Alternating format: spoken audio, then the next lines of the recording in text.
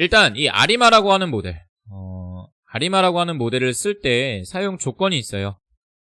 예, 일단 이 아리마 모델을 적절하게 쓸 수 있는 조건들, 예, 아리마 모델을 적용하기 위한 어떤 조건이라고 하겠죠. 데이터의 조건들이 몇 가지가 있는데, 첫 번째가 일단 단기 예측을 할 때 써요. 장기적인 예측에는 적합하진 않아요. 예, 단기 예측에 적합하다. 그리고 계절적 변동 요인, 주기적인 변동이 주기적 변동이 있는 경우에 주로 사용을 합니다. 그러니까 변동이란 게 굉장히 랜덤해서는 안 되고요. 어느 일정한 트렌드를 띈다라고 할 때도 이 아리마 모델을 적용해서 쓸 수가 있어요. 세 번째로는 일단 이전의 데이터가 뒤의 데이터를 어떻게 예측하느냐에 따라서, 그러니까 앞에 있는 데이터가 지금 데이터에 얼마나 영향을 주느냐, 이거에 대한 이제 수학적 규명을 한 거기 때문에 샘플 수가 기본적으로 많아야 돼요. 샘플 수가 뭐 20개밖에 없다라고 하면은 그냥 20개 사이에 어떤 이 관계만 파악을 해가지고 답을 내놓겠죠. 예, 그러면 이제 우리가 만약에 그 20개 데이터에서 몇 가지의 변동이 들어간다면은 노이즈가 들어간다면은 제대로 된 예측이 어려울 거예요. 그래서 기본적으로는 이런 아리마 모델 같은 거 쓸 때 샘플 사이즈, 표본의 크기, 예, 샘플이 기본적으로는 50개 이상인 경우에 사용을 합니다. 그리고 정상적인 자료, 아까 얘기했지만 정성적 자료, 정성적이라고 표현하는 정상적이 아니라 정성적 자료에 대해서 분석을 해요. 그러니까 데이터 트렌드가 있다, 이제 어떤 데이터를 쭉 나열을 했을 때 이게 어떤 일정한 트렌드를 갖는, 일정한 막 평균이 엄청나게 변화하거나 변동이 변하지 않는 자료에 대해서 기본적으로 쓴다라고 보시면 되겠고, 만약에 그런 경우 어떤 평균이 증가하거나 감소하거나 아니면 또는 분산이 증가하거나 감소할 때는 차분이라는 걸 이용해서 우리가 아리마 모델을 적용해서 쓴다라고 보시면 되겠습니다. 네, 좀 디테일한 설명은 이따 제가 또 코드를 한번 쓰면서 더 설명을 드리도록 할게요. 이 아리마 모델을 쓸 때는 파이썬에서 스태츠 모델이라고 하는 라이브러리를 써요. 이건 이제 전통적인 통계 기법을 적용할 수 있는 라이브러리라고 보시면 되겠습니다. 그래서 우리 스태츠 모델에 TSA라고 하는 API 함수를 가져와서 쓸 거예요. 이게 이제 아리마 모델을 쓸 때 사용하는 라이브러리입니다. 그래서 이 라이브러리를 먼저 가져와 주시고요. 우리가 분석하려고 한 게 뭐였어요? 아까 따로 분류했던 이 기저귀 데이터에서 분석을 하려고 했던 거였죠. 구매일이 다음 일자에 구매 금액의 합이 어떻게 될 거냐. 지금 보시면은 이 데이터도 일자별로 데이터가 정리가 되어 있지 않아요. 이렇게 데이터가 쭉 나눠져 있기 때문에 이거를 일별로 한번 합쳐보도록 할게요. 그래서 이렇게 한번 해보도록 하겠습니다. 네, 피봇 테이블을 써서 어떻게 쓸 거냐, 데이터에다가 df2 써주시고 인덱스에다가 데이트 타임, 그리고 밸류즈에다가 구매 금액 이렇게 써주시고요. 어그리게이션 펑션에다가 합을 계산해서 써줄 거예요. 그럼 어떻게 나와요? 2019년 1월 1일부터 1월 1일, 2일, 3일, 4일, 5일 일별 합이 쭉 계산돼서 나오죠. 578개의 데이터가 이렇게 나오는 거를 보실 수가 있습니다. 얘를 이제 df 언더바 타임 뭐 이렇게 한번 해볼게요. 네, 그래서 우리가 하나의 시계열 테이블을 만든 겁니다. 시계열 테이블을 만든 거예요. 시계열 분석을 할 때 보통 기본적으로 대부분의 파이썬에서 쓰는 시계열 분석 라이브러리들이 어떤 식으로 작동을 하냐면은 인덱스를 넣고 하나의 x값에, 하나의 피처 값에 대해서 얘를 그냥 y로 잡아버리고 인덱스를 x로 잡아서 분석을 해줘요. 그래서 기본적으로 여러분들이 이런 시간 데이터를 가지고 분석을 할 때 이 인덱스 자체에 시간에 대한 정보가 들어가 있는 게 가장 좋은 형태라고 보시면 되겠어요. 그러니까 만약에 예를 들어서 이게 이렇게 되어 있다. 내가 데이터를 가져왔는데 제가 무슨 얘기를 하는 거냐? 예를 드는 겁니다.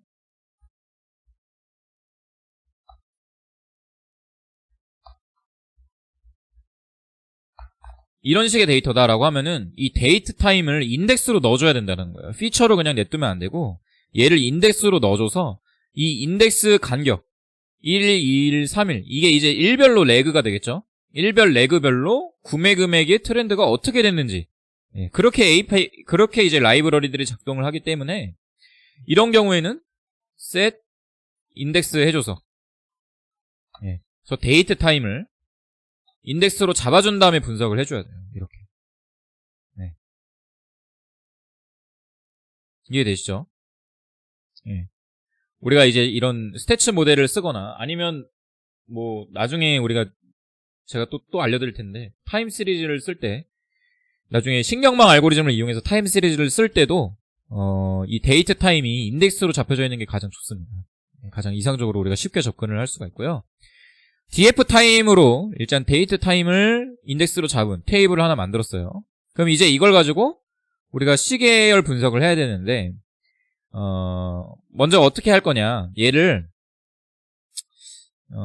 일주일 단위로 한번 묶어볼게요. 일주일 단위로 묶어서 일주일 단위로 특정 주기를 가지고 얘를 시계열을 돌려보는 거죠. 그래서 이렇게 한번 해보도록 하겠습니다. df 언더바 타임 해주시고 여기에 구매 금액을 리샘플 해줘요. 리샘플이라는 함수 리샘플이라는 함수를 써서 얘를 일주일 단위의 평균 이렇게 해주면은 어떻게 바꾸냐? 데이트 타임 일주일 단위로 평균 금액을 계산을 해줘요. 평균 금액. 일주일 단위의 평균 금액을 계산을 해줘서 다음 주에 판매될 구매 금액의 평균을 계산을 하는 거죠. 얘를 이제 y로 둘게요. y. 그래서 특정 주기 단위로 데이터를 분할을 했고 혹시라도 이게 또 어떤 일이 있을 수 있냐? 중간에 미싱 값이 들어가 있으면은 이게 작동을 안 할 수가 있어요. 그래서 미싱 값이 있는지 한번 확인을 해줘야 됩니다. 그래서 is null 해주시고 sum 함수 써서 미싱 밸류가 있나 없나. 여긴 지금 없네요. 있는 경우에는 우리가 fill na라는 함수를 써서 미싱 밸류를 채워줄 수가 있겠죠. 그래서 이 y 값의 전체적인 평균으로 채워줘도 되지만 보통 시계열 분석 같은 거 할 때 쓰는 기법이 시계열 분석할 때 결측치를 채우는 기법 중에 하나가 메소드라는 걸 써줘서 여기에 이렇게 써주는 게 제일 좋아요. 메소드를 써주시고 bfil 그러니까 이전 자료를 대처값을 넣는 거예요. 전날 있었던 데이터를 대처값으로 채워주는 게 훨씬 좋습니다. 왜냐하면은 이럴 수도 있겠죠. 예를 들어서 주식 데이터다라고 하면 주식 그래프가 이렇게 쭉 올라가는데 이 전체 평균을 넣어버리게 되면은 만약에 초기에 어떤 결측치가 있는데 전체 평균을 넣어버리게 되면은 굉장히 이질적인 데이터가 들어갈 수도 있겠죠. 그래서 시계열 데이터 전처리할 때 미싱 갭 밸류 같은 거 집어넣을 때 이 메소드 fill na 미싱 밸류를 채워주는 메소드를 쓰실 때는 이전 데이터를 채우거나 다음 데이터를 채우는 메소드를 써줘야 됩니다. 그래서 f를 써주시면 forward 앞에 있는 데이터 이보다 앞선 일자에 있는 데이터를 채워주고요. 미싱 값을 b를 써주면은 이제 backward 뒤에 있는 일자의 데이터를 앞에 와서 채워줘요.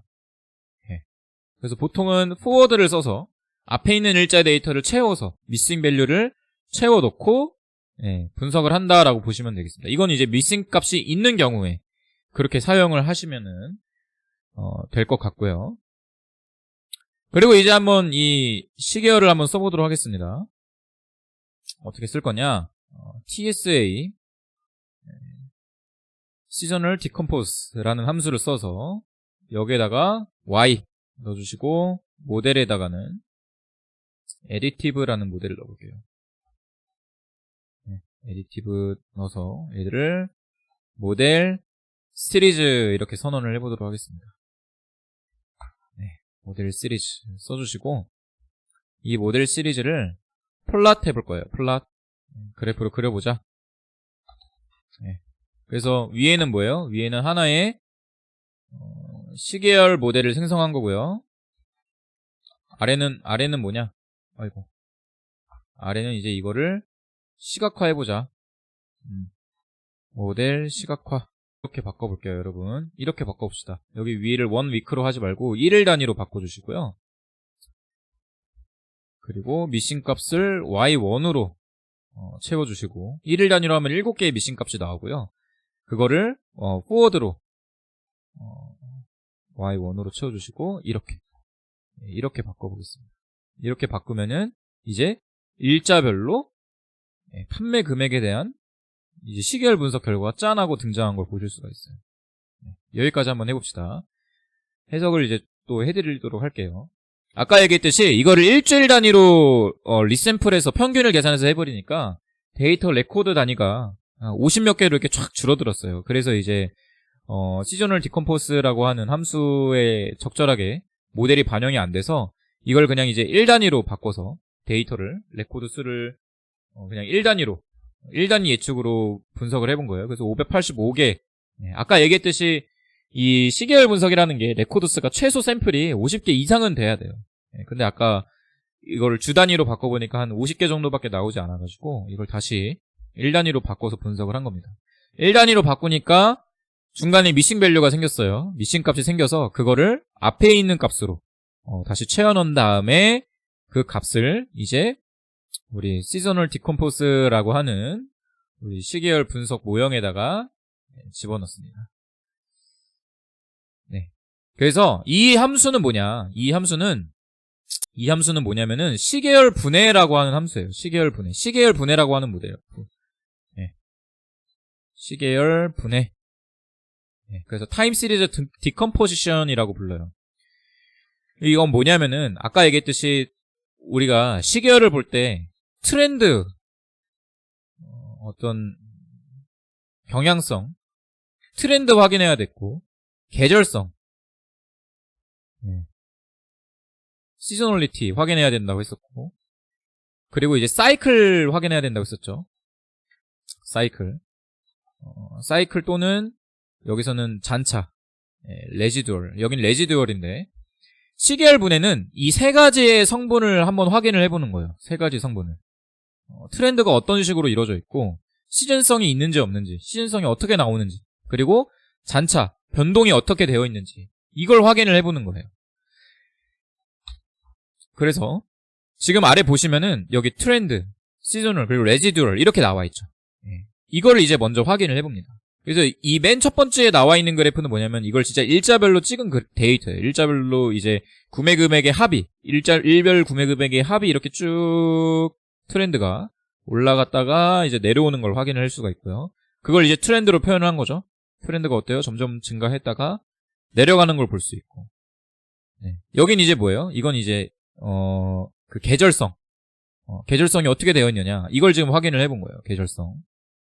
그래서 계절성이 이제 어느 정도 이렇게 쭉 일정하게 잘려져 있는 걸 볼 수가 있고요. 그리고 맨 아래는 변동, 잔차. 이게 지금 그래프가 굉장히 작게 나오잖아요. 그래프가 이제 작게 나와서 제가 여러분들께 제공해드린 스크립트에는 우리 파이랩이라고 하는 이 함수를 이용해서 좀 그래프를 이쁘게 볼 수 있도록 시각화 툴을 좀 적용을 해줬어요. 그것까지 한번 써보도록 하겠습니다. import rc params 써주시고 여기다가 rc 이렇게 여러분 앞에 코드를 쓰고 다시 한번 출력을 해볼게요.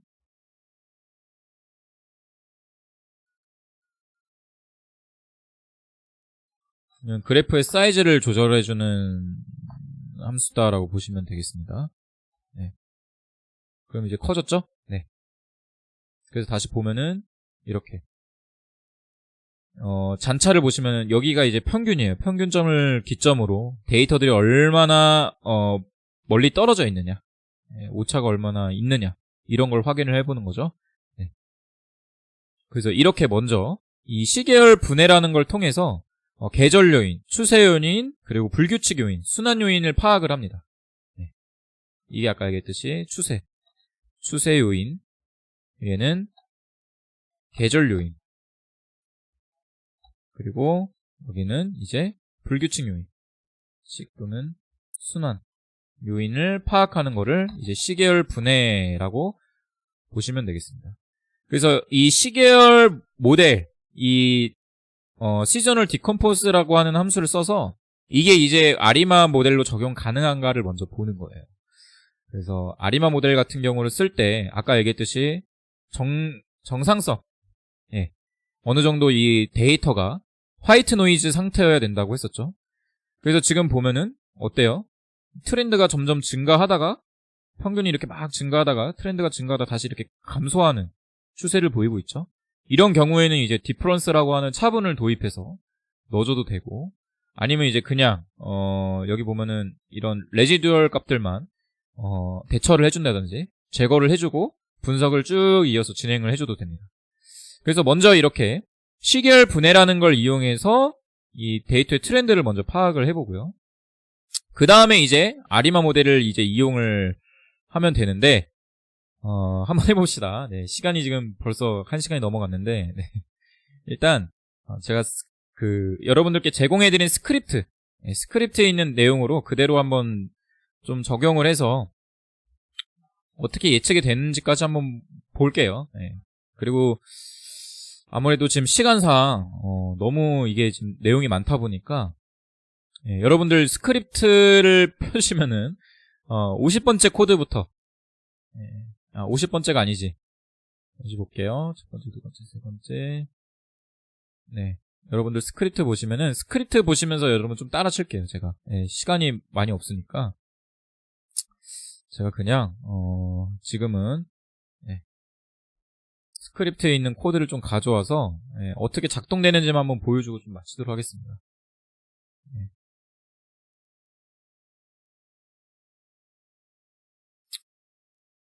자, 볼게요. 지금 이제 어떻게 한 거냐면은 우리가 만들었던 이 Y1이라고 하는 이 테이블에 대해서 이제 실제로 시계열 분석을 한번 돌려본 거예요. 시계열 분석을 돌리는데 이 아리마 모델에 보면은 우리가 이 AR이라고 하는 값, 오토 리그레시브라고 하는 값이 있고 무빙 에버레이지라고 하는 값이 있죠. 이 값에서 쓰는 여러 가지 또 통계 지표들이 있어요. AR 같은 경우에는 이것만 오늘 설명드리고 좀 마치도록 하겠습니다. AR 같은 경우에는 자기 상관함수라는 것과 부분 자기 상관함수라는 걸 써요. 네.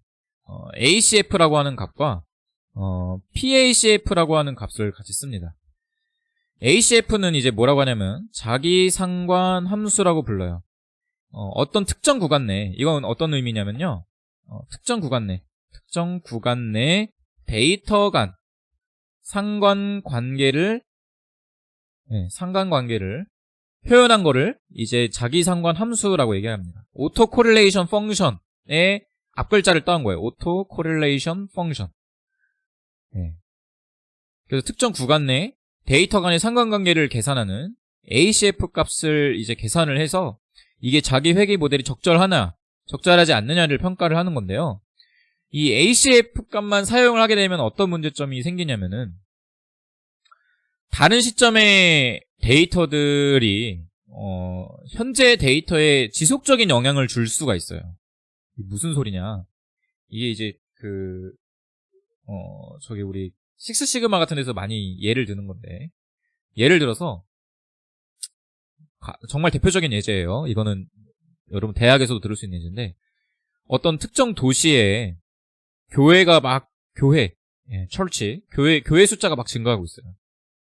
교회 숫자가 증가하는데 교회 숫자가 증가함에 따라서 범죄율도 같이 증가하는 거예요.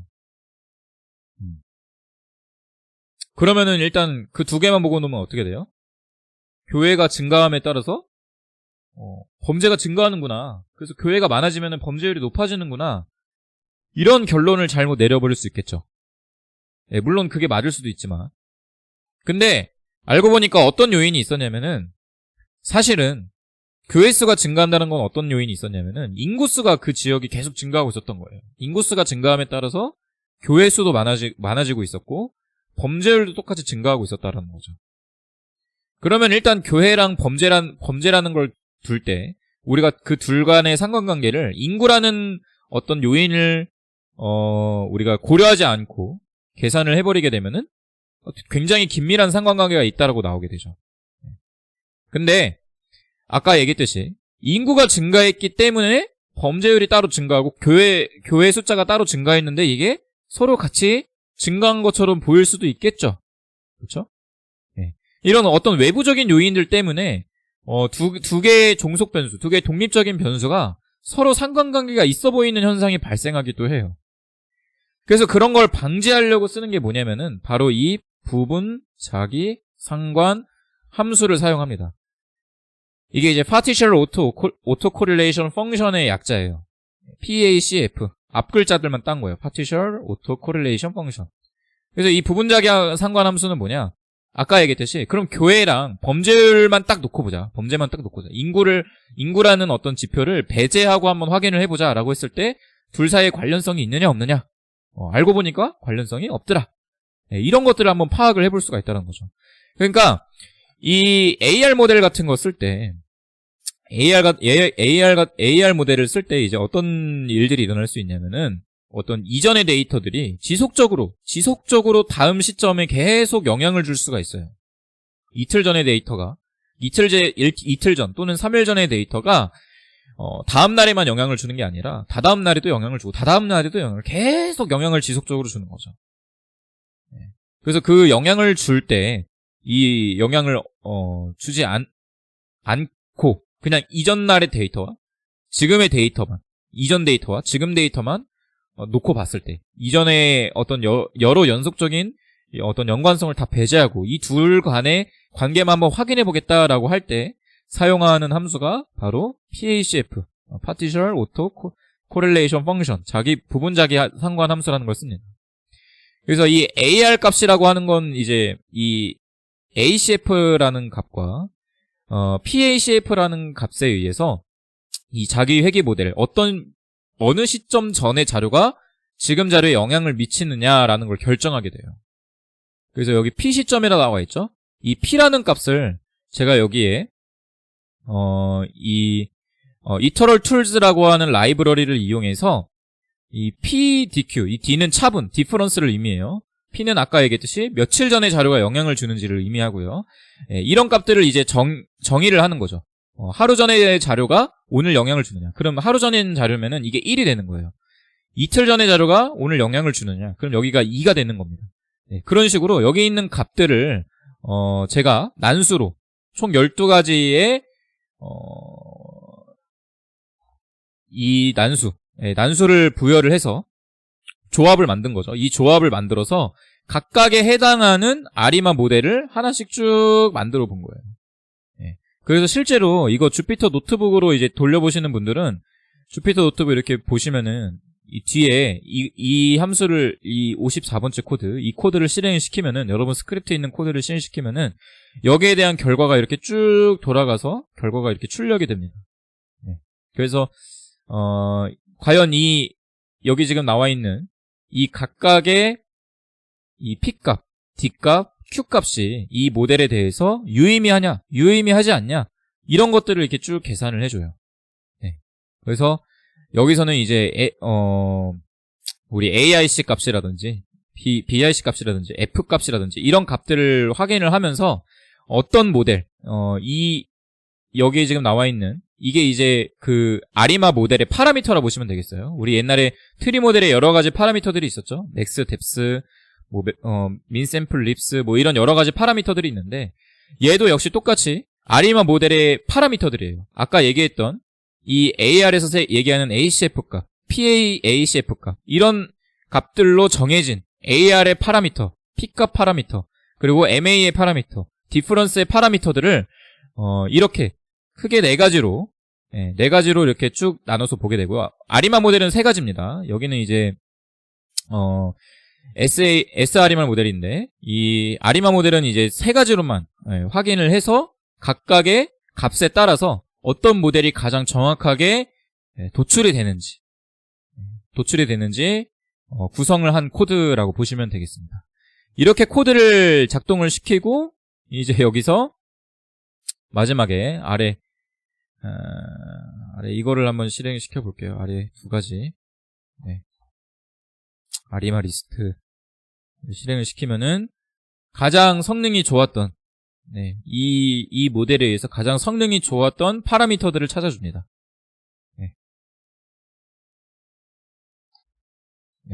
그래서 보면은 파라미터가 101 파라미터에서 AIC 값이 가장 낮은, 이 값은 낮을수록 이 모델이 변동이 없고 정확하다라고 평가를 할 수가 있어요.